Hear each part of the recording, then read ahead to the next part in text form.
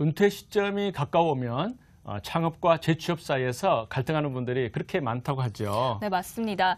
준비되지 않은 창업은 위험하기 때문에 현명한 선택이 필요한데요. 오늘은 이 문제에 대해서 조금 더 자세히 얘기해 보도록 하겠습니다. 노사발전재단 중장년 일자리 희망센터 황영희 컨설턴트님과 함께하겠습니다. 어서 오세요. 네, 어서 오세요. 저희가 앞서도 잠깐 이제 말씀을 나눴습니다만은 네. 은퇴 시점에서 과연 창업할 것이냐, 재취업할 것이냐 이렇게 고민하는 분들이 그렇게 많다면서요? 네, 특히 정년퇴직 이후 재취업의 기회가 부족하다 보니 창업에 관심을 갖는 장년층이 늘고 있습니다.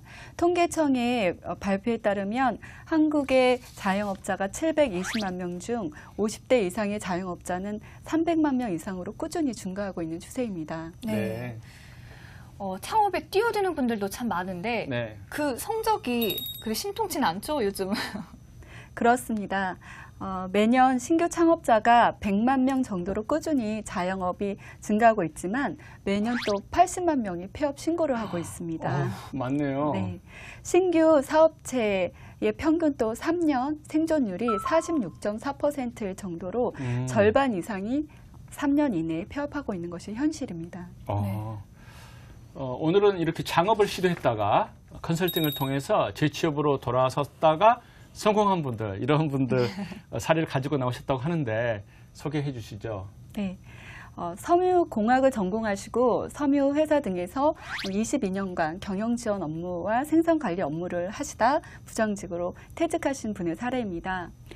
퇴직 이후에 양모실사 벤더 창업을 하려고 했는데 가족들의 이제 심한 반대에 부딪혀서 포기하셨고 지인의 권유로 건축자재 대리석 접착제 생산하는 회사에 이제 한 20% 지분 참여 3천만 원 정도를 투자하는 조건으로 취업하고자 하는 마음이 크신 분이셨습니다. 네. 네.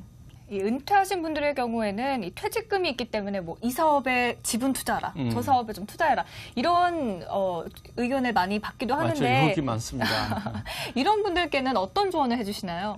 네, 우선 창업회사의 사업계획서를 분석하고 기업의 경쟁력 요소가 무엇인지, 경쟁 회사의 현황, 업종 전망에 대한 객관적 자료를 수집하고 분석해 보도록 그렇게 권유를 드렸습니다.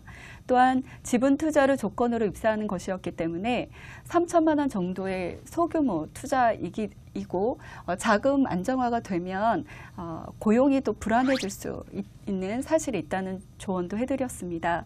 대안으로 내부관리 업무보다는 대리석 접착제 생산하는 기술이라든가 그 외의 생산 기술을 익혀서 직접 개인의 경쟁력을 좀 향상할 수 있도록 권유를 드렸고요. 실제로 출근한 지 한 1년이 채 못 돼서 대리석 접착제 외에도 자전거용 페인트 판로가 개척이 돼서 자금 안정화가 되자 퇴직 권유를 받으셨고요. 그렇지만 대리석 접착제 페인트 제조를 하는 폐건축 회사의 생산관리 공장장님으로 또 채용되시는 또 계기도 되었습니다. 전 네. 회사 경력이. 그래서 재취업 과정에서 어떤 적극적인 구직 마케팅을 했고요. 부인이 남편이 이렇게 소극적이고 이제 그러셨던 분이 적극적인 구직 마케팅을 하는 걸 보고 많이 변했다, 감동받았다 이렇게 말씀하셨다는 사례가 있었습니다. 네. 네. 또 한때 그 베이비 부모들 세대에서 그 커피 전문점 창업 붐이 한번 일었어요. 네, 맞습니다. 이것과 관련된 사례도 있다면서요? 네, 수험정보지 광고 회사에 한 17년간 업무 경험을 가지셨는데 수험정보지 시장이 축소되면서 퇴직하신 분의 사례입니다. 업계 불황으로 기존 경력을 활용해서 재취업이 하는 것이 어렵다고 판단을 하셨고 한 1억 5천만 원 정도에서 커피 전문점을 창업하는 것을 고려하고 계셨습니다. 커피를 잘 마시지도 않는 분이셨는데 커피 전문점이 인기가 높다는 말에 프랜차이즈 창업 상담을 받고 계셨고 창업 비용이 부족한 점에 대해서 많은 고민을 하고 계셨습니다. 네. 그런데 이 커피 전문점 같은 경우에는 뭐 한 거리 건너서 커피 전문점, 또 다른 커피 전문점 나오잖아요. 커피에 대한 이 관심과 애정이 없다면 조금 불리하지 않을까 하는 생각도 들거든요. 물론이죠.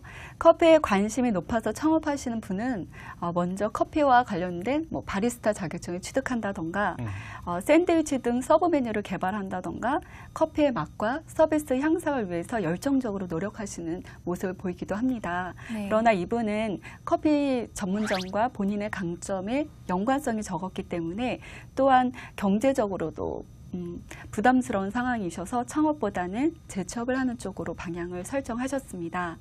막상 경력을 분석을 해보니 경기 불황에도 매년 10% 이상의 매출 신장을 가지고 증대시켰고 입사 당시 업계 8위였던 회사를 2위까지 신장하는데 지대한 공헌을 하신 영업맨이셨습니다. 네.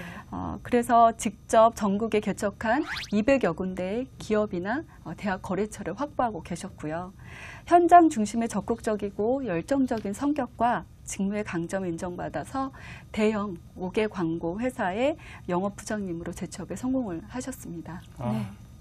너무 잘 됐네요. 네. 본인이 강점이 있는데도 불구하고 뭐 남들이 좋다 이렇게 트렌드에 휩쓸릴 뻔한 그런 이야기가 되겠습니다. 네. 또 이제 보통 영업 부문에 오래 종사한 분들 애로사항은 재취업하기가 어렵다 이런 이야기들을 많이 하시는데 어떤가요?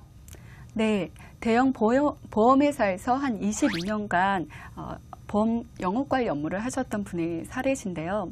재취업이 어렵다고 판단을 하시고 홍삼 대리점이나 아니면 맥주점 창업을 고려하셨습니다. 창업 준비도 잘 안 되어 있고 창업 자금도 좀 부족한 부분이 있어서 재취업을 하기로 의사결정을 했고요. 직무 적성 및 직무 역량을 고려해서 교육 업무를 선호하셨습니다. 네. 들어보니까 강의 경험이 굉장히 많으신 분 같은데 네. 어떤 식으로 이분께는 컨설팅을 해주셨나요? 네, 마침 마이스터고 특성화고 산업재 강사를 채용하는 광고가 있어서 제공을 해드렸습니다. 네. 그래서 고향인 전북에서 금융보험 과목의 산업재 강사로 입사를 하셨습니다. 구직 과정에서 보면은 산업재 강사 채용 예정 과목을 면밀히 분석해 보셨고 채용 과정 중에서도 금융보험 과목에 대한 강의 계획서를 직접 작성하시고 18주의 강의 안까지 직접 작성 같이 병행하셨기 때문에 입사가 확정이 되자 바로 강의할 준비가 되셨습니다. 재직 기간 중에서도 졸업 예정자들의 어떤 취업처 발굴이라든가 취업에 유리한 자격증 과정을 신설 운영하는 등 적극적인 업무 태도를 보이셔서 현재도 잘 근무하고 계십니다. 네. 그렇군요. 오늘은 이제 창업보다도 재취업에 성공한 분들 그런 사례들을 이제 들어봤는데요. 네. 사실 뭐 창업보다 재취업이 꼭 낫다 이렇게 말하기는 어렵잖아요. 네, 그렇죠. 그런데 이 세 분들은 재취업에 성공했는데 어떤 점 때문에 재취업에 더 적합했을까요? 네, 세 사례 모두 퇴직 후 재취업에 기회가 부족하자 창업을 고려하셨던 그런 분들로 사전에 체계적인 창업 준비가 없이 유행하는 아이템이나 다른 사람의 추천을 의지한 그런 상황이셨습니다.